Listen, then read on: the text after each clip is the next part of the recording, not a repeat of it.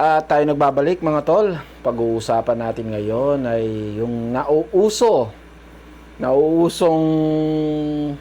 UFO. Alien, par, no? Oo, yung uso, yung nasabi, Alright. USO, no? Parang pagka sinabi kasing UFO, unidentified flying object, di ba? Tapos pagka nag-dive yan sa dagat, uso na siya, unidentified swimming object. Anyway, ba't ba flying, no? Yung pinofocus nila, like, pwede namang wala ba silang nakikita sa dagat, no? Sa lupa. Pagka sa lupa kasi, unidentified, unidentified walking object, or running object. Running object. Di nila alam kung anong tawag sa mga ganyan. Anyway, nilabas ni President Trump Yung mga files ng UFO, par, no? para siguro pantakip din sa possible na issue niya. Pwede. Pantakip lang para may ibang pag-usapan. Nangyayari din naman yan sa Pilipinas Pagka may mga issue, Iniiba, par. iniiba. Ganon na yung natin ngayon. Ganon na yung panahon natin. Dapat lagi kang may bala na pantakip sa mga anomalya. Pang-divert, par, no?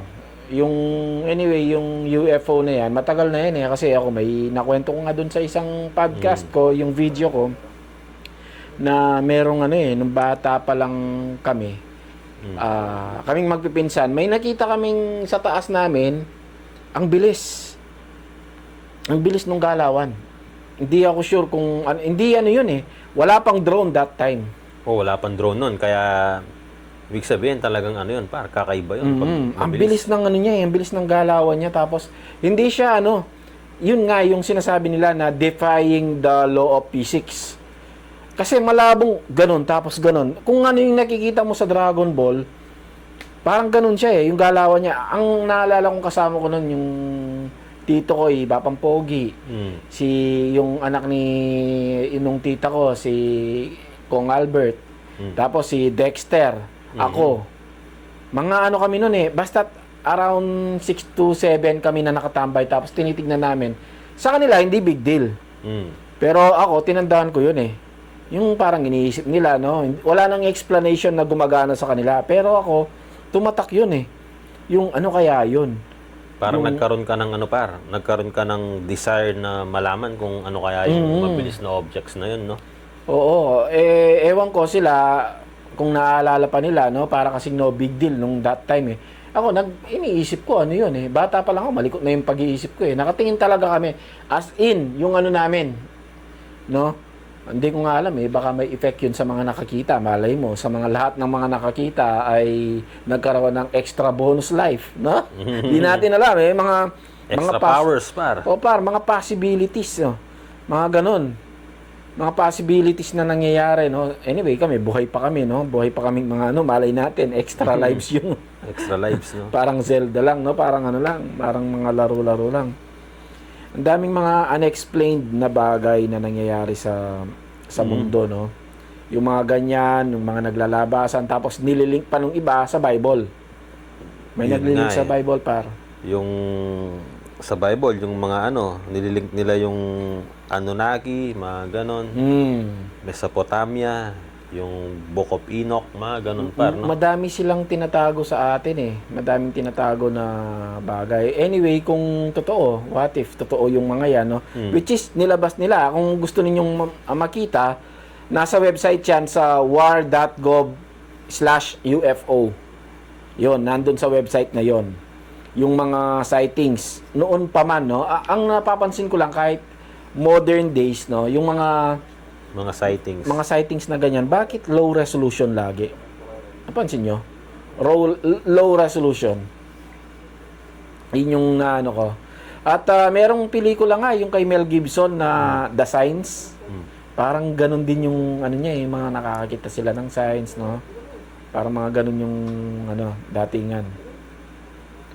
So, ako, no, yung palagay ko sa mga ganyang klaseng mga bagay like UFO, ano yan eh, may ikaw pa, naniniwala ka ba dyan? Oo, ako naniniwala talaga ako sa mga UFO.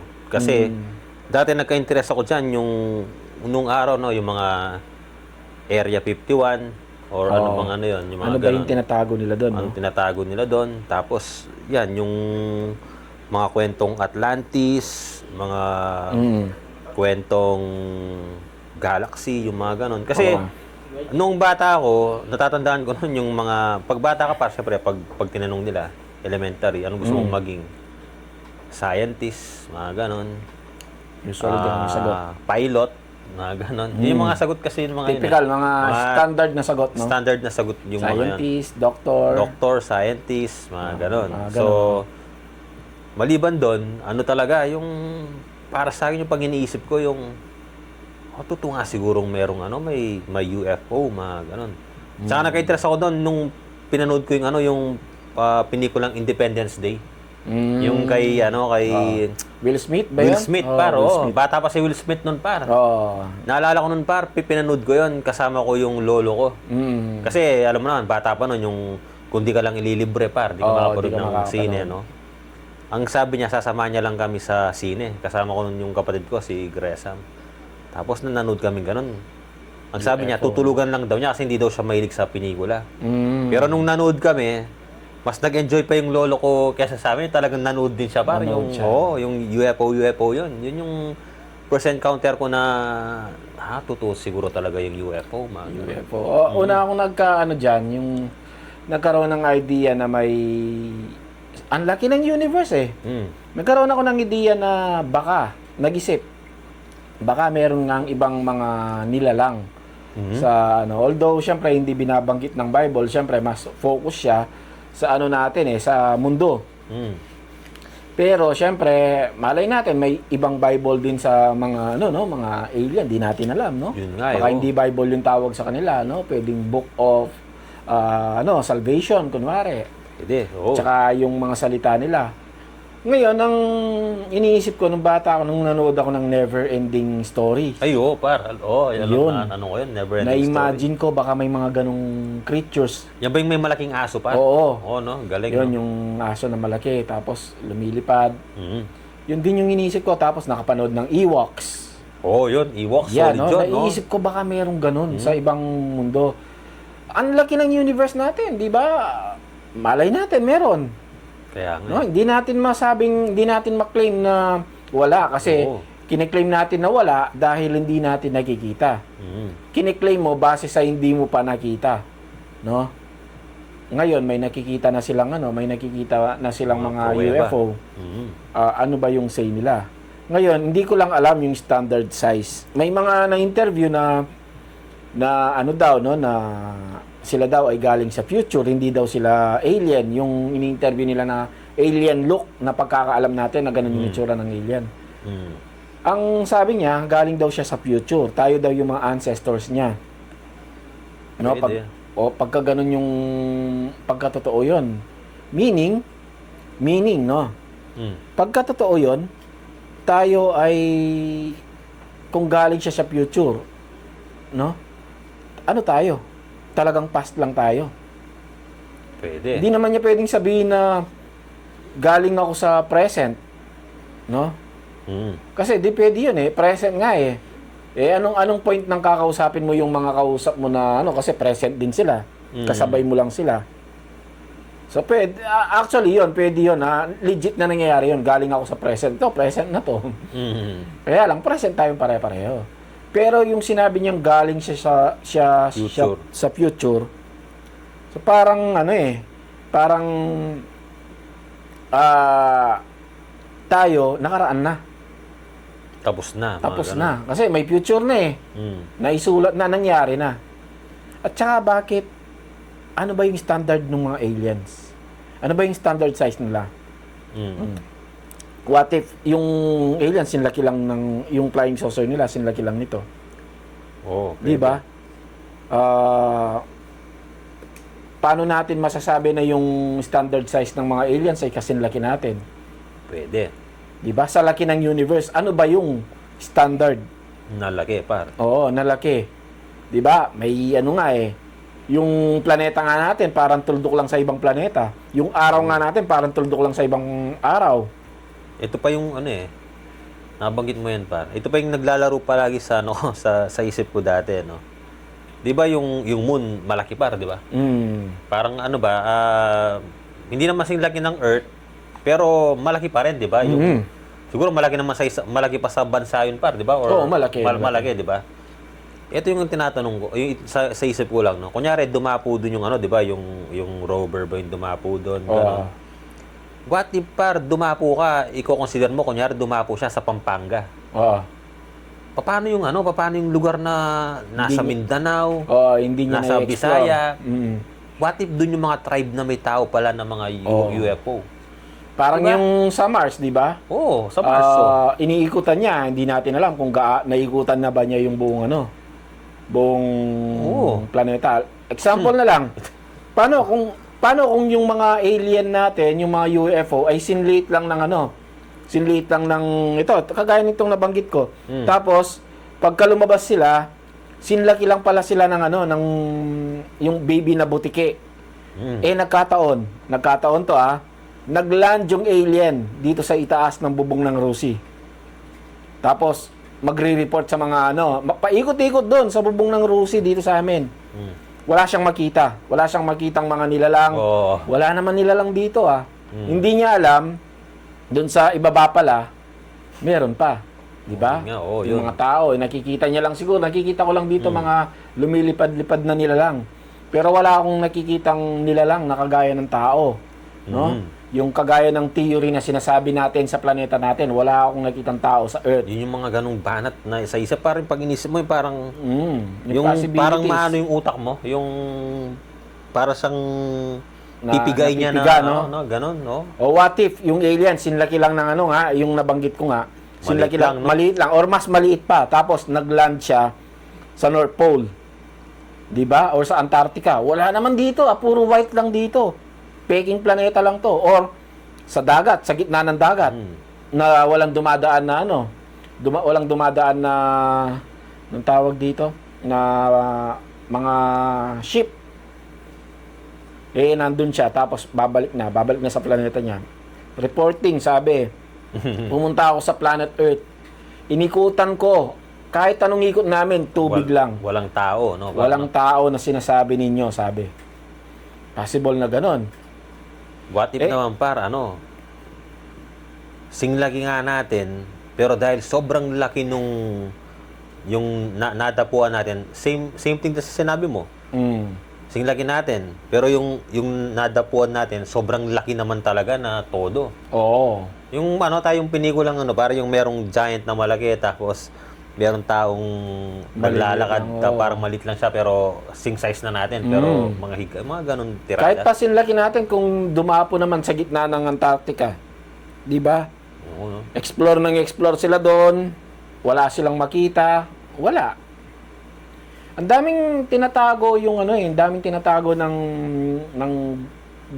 mundo, di lang gobyerno, no? Ng mundo, no? Sa atin kasi sa Pilipinas, alam mo naman yung tinatago-tago lang dito, pera, mga ganon, no? Pera lang, ganon. While sa ibang mga bansa, mystery yung tinatago. What if yung sinasabi nilang pinuntahan ni Mr. Beast, bakit hindi siya pwedeng mag-video or magsalita tungkol doon? What if doon sa Antarctica, meron palang totoong yung Sibilisasyon ba? yung tinatawag nila na hollow earth. Oo. Kumbaga, meron pang sibilisasyon sa ibaba natin. Pwede, oo. No? Pwedeng ganun, no? Pwedeng, di naman natin alam. Wala naman tayo Yung patunay. yung sabi ni Mr. Beast, no, na nakat yung sinasabi niya, no? Yung mga secret society, Oo. hindi ka pwedeng magsalita tungkol sa kanila. No?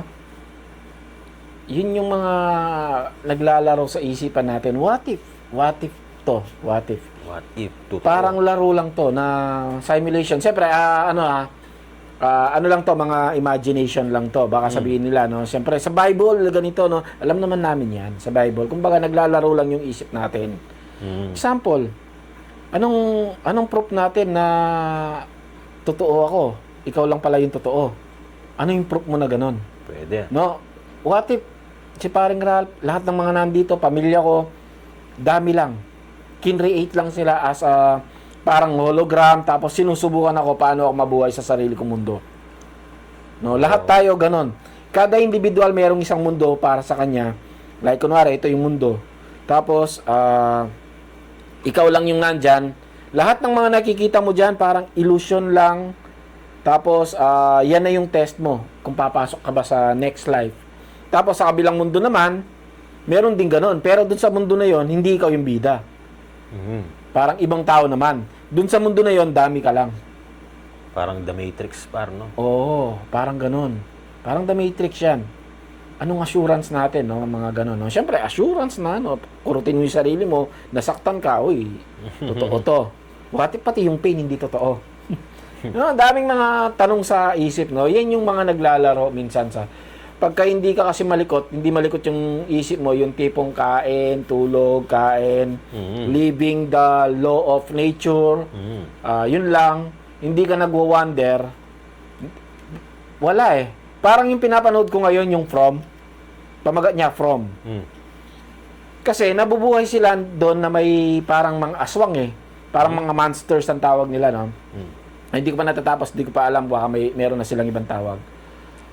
Yung mga yung mga parang aswang na yon, pagkagabi kakatok sila sa bahay mo at pagka pinapasok mo kakainin ka nila, papatayin ka nila. Kaya lang yung mga bahay ay meron silang meron silang yung parang anong tawag kasi doon, yung stone yun eh. Nakalimutan ko eh, basta hindi naman totem eh. Parang artifact na gano'n. Tapos pag nasa bahay mo yun nakasabit, hindi sila basta-basta makakapasok. Pero pag wala ka nun, easy lang sila makakapasok. Papasukin ka, no? Pero pag halimbawa, kahit meron ka nun yung artifact na yon, pagka kumatok sila sa pinto, binuksan mo, makakapasok pa rin sila. Tapos sa bintana, makakapasok. Tapos papatayin ka nila, pagka pinatay ka nila, kukunin yung laman loob mo, yan, wala silang ititira. Ganun siya. Then may dumating na mga may dumating na bagong strangers. Yung dumating na yon, sila yung nag-search ng katotohanan. Sila yung naghahanap ng reasons. Yun yung sinasabi ko sa mundo. Tayo kasi dito, nasanay tayo. Yung mga tao doon, nasanay na silang mabuhay lang na ganun eh. Wala nang curiosity. Ano ba yung reason? Bakit may mga ganito? Ano ba yung reason? Totoo ba itong nangyayari? Kasi sa iba't ibang lugar sila nanggaling eh. Pero napunta sila sa isang town. No, parang na-teleport sila doon. So, iilan lamang yung nag-aaral na ganun. Parang dito sa mundo, no, kung walang curiosity, kahit yung technology natin, hindi mangyayari. Kahit, walang mangyayari. Kahit sasakyan, walang sasakyan. Walang progress na mangyayari. Yung curiosity minsan, parang nagmumukha lang baliw yung mga tao, yung mga scientists. Oo. Yan yung yung mga inventor eh. Doon kasi parang nagmumula yung sabi nga nila, lahat naman ng mga nangyaring invention sa panahon natin out of curiosity, out of yung parang thinking outside the box. So, outside the box, ganun. Kasi, oo nga naman, kung yung bagay na iniisip mo, yung palagi lang na natural, matic, same output lang yun. So, kung nung unang panahon, nung wala pang gulong, di ba, nung unang panahon wala pang gulong, siyempre, kakaisip, sobrang hirap nga namang gumalaw sa mga araw-araw nilang gawain nun kasi walang gulong. So, out of curiosity, para maibsan yun, na-invento yung gulong. Mga tipong ganun bagay na pag-iisip na nakakatulong talaga. Yan, yung curiosity yung dahilan kung bakit tayo kung bakit may progress tayo sa mundo no? What if pagka ginawa ko to, may cure pala sa cancer? No, pwede. Posibleng ganun, no? Kaya yon kami dito, nakikurious lang din kami, no? Mga tanong na pwedeng masagot naman ng Gemini, pero syempre AI yan, no? Iba pa rin talaga yung katotohanan. Kagaya nung Area 51. Area 51 nga ba? Area 51 ba? O anong number? Area 51 ba 'yon? Yung ano yung jerk? Area 51? Area 51, no? Yun, ano yung meron doon? Bakit very, very restricted? Parang hindi pwedeng pasukin yun, no? Parang Oo. shoot to kill kaya ata, no? Oo, Pag pagka pumasok ka doon, pwede ka na nilang patayin eh. Pwede na lang patayin yata eh. Area 51. Dito solid. sa ano natin, yung mga curious na bagay, may mga, ewan ko, no, nung bata ako, ito yung isang naglalaro sa isipan ko nung kami ni na Apua, ni na Joel, yung mga kaibigan ko, no. Pumunta kami nun sa ano, sa bundok. Kaya lang maggagabi na. Maggagabi na, malayo 'yun. Bandang yung tinatawag natin Tagulod. Doon kami pumunta. Sa likod pa ng sementeryo tapos maglakad ka pa ng napakalayo. May nakita kaming ano eh. Hindi ko alam kung maliit lang kami nun or malaki talaga yung ibon. Ah, okay. May nakita kami, ang laki ng ibon. Yung parang nakakita ka ng mga monster, yung mga dinosaur. Oh. Hindi nga namin sure, parang ano nga yun, parang yung dragon sa ano eh. Parang yung dragon sa fantasy movie, no? Parang. fantasy movie, alam nila yan. Pero syempre, naglalaro lang sa isip namin, no? What if ano lang yun, shoebill. Lumilipad ba yung shoebill? Parang, lumilipad ba yun? Yung ibon na napakalaki, alam nyo yun? Ay, oo, Yung ano, pagka nagano, parang Armalite. Hindi siya lumilipad. Or, kasi yung nakita namin, lumipad eh. Baka sadyang maliliit lang kami nun. pwede, may Oo. pwedeng gano'n. Then, isa pang curiosity ko, nung kumukuha kami ng alam niyo yun, yung binebentang sulbatana.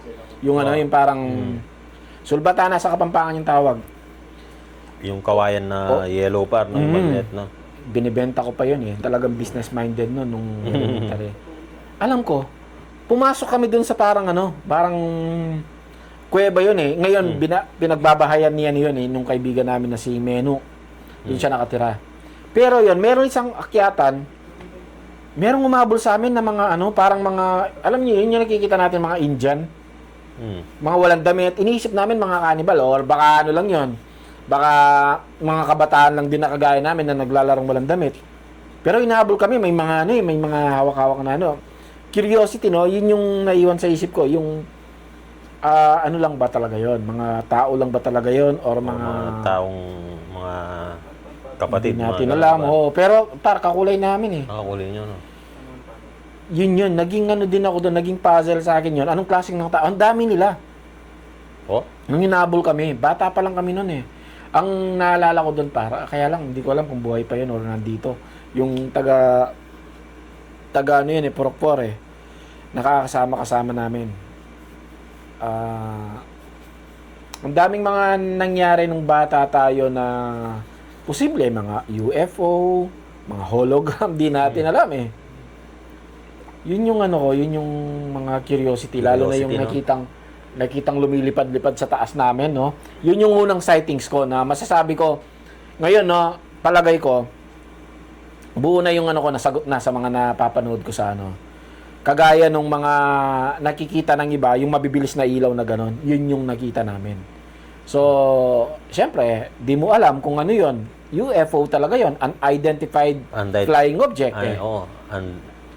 Pero hindi ibig sabihin na sinasabi kong alien yun. What if mga tao din yun na galing sa future? Yun yung nakakapagtaka par. Kung napanood mo na yung interview na yun, interview daw sa alien, no? Pero sinabi niya hindi daw siya alien. Tao daw siya. Future, no? Future na tao. Na gano'n daw sila, nag-evolve. Time travel, no? Oo. Anong pinapanood ko nga yung pinapanood ko yung dinosaur na documentary. Millions of years yung pinag-uusapan doon. Grabe. Fraction lang tayo ng oras. Oo, no? Kung titignan natin yung oras, sa sobrang lawak, sa sobrang laki, no? Millions of years. Tuldok lang tayo na hindi man lang parang it doesn't matter tayo pare. Tuldok lang yung existing natin, no? Buti talaga meron tayong kinakapitan na Diyos eh. Para kung wala grabe, it doesn't matter tayo. Isipin mo, after, kunwari, mabubuhay pa yung mundo ng millions of years. After millions of years, wala lang tayo. Diba? Parang katotohanan na, hindi na tayo, parang ito na yung reality, hindi tayo nag-e-exist. Diba? Pwede, oh. Millions of years na makakalipas, tapos itong year 2025 25 na to. Isa 26. lang yan sa numbers na yon. Mm. Par, imagine yung number na from day 1 ng mundo tapos up to millions of years. Ilang taon na yung mundo natin? Oo. 70 million years or 80 million years? O mga ganon. Grabe, no? Ano lang tayo, yung buhay natin, Katuldok lang doon. tuldok lang. Hindi man lang tayo. Kaya pwedeng, kunyari, dumaan ng mahaba yun. Pwedeng malaktawan ka nawala ka man no?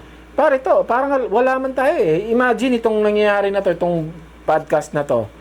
In million years or 1,000 years, it doesn't matter eh. Wala tayo. Maliban na lang kung nag-exist pa tayo sa internet din, may makadiscover sa atin. Pwede. Wala eh. Kasi itong bahay na to, itong binili mo, nag-spend ka ng oras. Posible, after thousands of years, ano lang to? CR lang ng mga giants. Magkakaroon. Or ano lang to? Kumbaga, patungan lang ng malaking building to. Lupa na lang, no? Oo, or possible, natatabunan na to. Di na nag-e-exist tong lugar na to. Sa taas niya, halimbawa, posibleng ito natabunan na ng 2,000 feet. 2,000 feet, yun na yung bagong mundo. Doon na yung mga tao.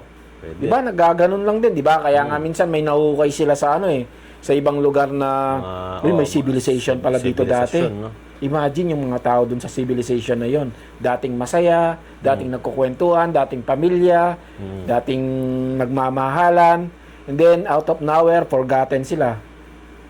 Yun yung kagandahan. Buti may Diyos tayo na nakakaalala sa atin at alam tayo otherwise. Pwede. Iba? Doesn't matter eh. Tama. Wala tayong kwenta. Hindi tayo exist, hindi tayo belong. So, madami pang mystery sa mundo. Kaya minsan, sa totoo lang, yung kamatayan, no? Kung yung kamatayan nakakapag-solve ng mystery, kamatayan, makakapaglakbay ka papuntang Mercury, Mercury, diba? Parang no? rhyme yun, no? Papuntang Jupiter. Jupiter. Yan, no? What if? Pagka namatay ka, pwede mong gawin yun. After mong mapunta sa langit, syempre, pwede ka nang gumawa ng mga ganong-ganong bagay. Tapos, marirealize mo, uy, ganun lang pala kasimple. No? Pwede. Sa Jupiter, 'di ba madaming theory na gas lang yung Jupiter. Anong malay nila kung anong nasa loob? Wala pa nakakita eh. Wala pang nakakakita. Sinasabi nila theory mga mga metals, mga crystals, mga ganun daw yung nasa loob. Who knows? Paano malalaman talaga 'yun? Theory lang 'yun eh. What if dun sa kaloob-looban ng kaloob-looban ng Jupiter, merong isang planeta doon or merong isang island doon, planeta, island, na may mga kakaibang creatures. Kakaibang, unique. What if nandun yung mga namatay natin, mga mahal natin sa buhay na namatay? Pwede. Diba? What if nandun sila sa loob ng Jupiter? May isang bola doon na parang planeta. Na nakaipon sila doon. Nakaipon sila doon, di ba? Di natin alam. Tingnan ninyo yung anong nangyari doon sa Interstellar. Oh, Kung napanood na ninyo yun. Interstellar, no? Makikita mo, nasa Saturn yata sila pare. Mga Diba? planeta, pinuntahan nila yung Di ba nasa, yung bumalik bumalik yung bida. Tapos pagbalik niya, yung anak niya, lola na. ang tanda na nung anak Ang tanda na nung anak niya. Tapos, yung lugar, makikita mo yung yung ring ng Saturn. What if posible? No, what if possible? Lahat ng bagay no. Ang laki ng universe. Anong reason bakit ginawa na ganyan kalaki yung universe, no? Aside sa sabihin na tayong mga tao ay sobrang liit lang, as in hindi tayo literally hindi tayo nag-exist sa sa anong pangalan nito, sa universe. Hindi ka nag-exist sa universe. Sobrang liit mo. Example nito, no? Nag-exist ka, kaya lang sobrang liit na up to the point na iisipin mong hindi ka nag-exist. Kagaya nito, yung nakikita natin hangin. Nakikita mo ba yung atom na lumilipad-lipad? Hindi, di ba? Kung i-compare mo yung yung planeta natin at tayo mismo sa universe, ganun tayo. Hindi tayo magkikita. Sobrang liit to. Sobrang liit. No, halimbawa, ito yung buong universe, itong room na to. Ito yung isa ring iniisip ko no? Sa sobrang lawak ng universe. Yung tinatawag nilang void. Ano yung void? 'Di ba? Sa example na lang, ito yung universe sa room na to. Ito yung alam natin na universe. Ano yung nasa labas ng universe? O void, no? Yun yung void na tinatawag. Siyempre, void. Ano yung nasa likod ng void? Tanong Diba? ba yun? Isang tanong na naman yun. Isang tanong na naman yon. Sa likod ng void, ano na naman yung nasa likod niya? Ano yung nasa taas niya? Ano yung nasa ano niya? Infinite, no? Oo. Diba? Ang daming mystery, ang dami, napaka-limited ng utak natin. Yun lang yung Oo, kaya ng totoo utak yun. natin na isipin na lahat ng bagay ay may hangganan. Kaya iniisip natin na yung universe ay may dulo. Kaya tinawag na lang natin na void kasi void. hindi makayanan ng utak natin kung anong meron doon. Kumbaga nga, yung nakikita lang ng utak natin, yung second dimension, eh. First Oo, dimension. Kasi meron pa daw third, fourth, fifth dimension, eh, na kung nakabukas yung ano mo, parang third eye, ganun, nakikita mo Oo. yun. Kasi maaring, kunyari dito, mga nakikita natin, yung mga kakamukha natin, no? Pero nakakita ka ng, sabi nating third or fourth dimension, makikita mo na may mga iba pang nilalang na palakad-lakad din dyan na Oo. hindi mo nakikita. Yun yung Mga di- posibleng minsan nakikita. nakakalusot, nakakala natin multo. Oo, yun, mga Posibleng ganon. Ganun Like yun. ito, nangyayari to, no? What if yung third dimension ay yung bukas ko? Yung bukas ko, no? Di pa, nakaupo ako dito. Pagka dalawang bond paper yan, ipagdidikit mong ganon, yung bukas na tao, ako, dun pala nakaupo. No? Kaya lang, hindi mo makita kasi yung nakikita lang natin, ito. No, siguro yung mga nanonood ngayon, no, akala nila, baliw tayo. Madaming ganyan, actually, madaming podcast na ganyan, na mga realization, reality, mga curiosity, ganun. Curiosity. Kaya parang nag-ano ko dun sa alien na sinabi niyang hindi nyo maintindihan, sabi. May sinabi siyang hindi nyo maintindihan. Try me sa. Parang ganun yung sinabi nung ano eh. Ini-interview siya tapos sabi nung alien na ancestor daw natin, at tayo daw yung ancestor, mga descendants natin sila. Sabi niya, Hindi nyo maintindihan. hindi nyo maintindihan. Example na nito. Halimbawa, ako, babalik ako sa mga Java days, mga taong Java. Paano ko i-explain sa kanila yung technology? Paano ko i-explain na uy, alam mo ba, pag may magkakaroon ng sasakyan na pag sinakyan ko, ganito ang magiging kabilis. Alam mo ba na merong isang rectangular na bagay na kahit hindi tayo nag-uusap, gaganunin ko lang yung kamay ko, mabibigay ko na sa iyo yung information. Pwedeng yung rectangular na bagay na yon ay pwedeng i-alter niya yung utak ko, ma-depress ako, magalit ako, mag-iba yung mood ko. Nakakapang ano siya, nakakapang parang siguro itatawag nila doon, nakaka-blackmail yan, sabi, nakaka-brainwash yan. Brainwash. Tignan mo yung tao na yon, nakatingin lang sa rectangle na bagay, biglang lumungkot, biglang umiyak.